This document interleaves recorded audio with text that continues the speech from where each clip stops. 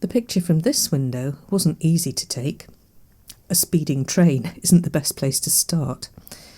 Rainbows aren't that unusual, I suppose, but sometimes it's hard to catch them in their splendour, at the perfect moment.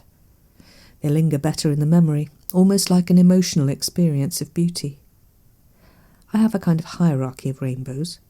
Top of the list is the full arch, and then, if it's double, it gets a gold star. Catching it before it disappears is harder still. Even when you get behind the physics, wavelengths of light and the way water droplets filter them to split white light into its components, it's still lovely. Rainbows inspire stories and legends. The pot of gold at the end, Dorothy in The Wizard of Oz singing about a land somewhere over a rainbow, and the story of Noah and the Ark in the Bible, and a new start for the rescued creatures of the earth. The flood over, they're set free. God promises that when the great flood recedes, he will not send another, and the rainbow is the sign of that promise, of God's faithfulness.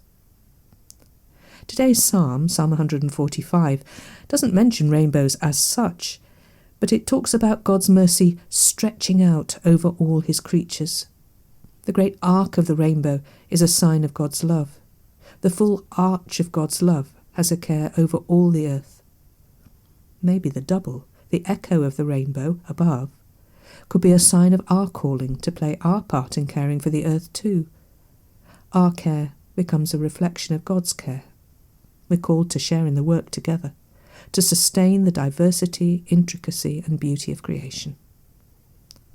Lord, help us in the way we live our lives to make known to all people the glorious splendour of your kingdom as we look for your coming among us. Amen.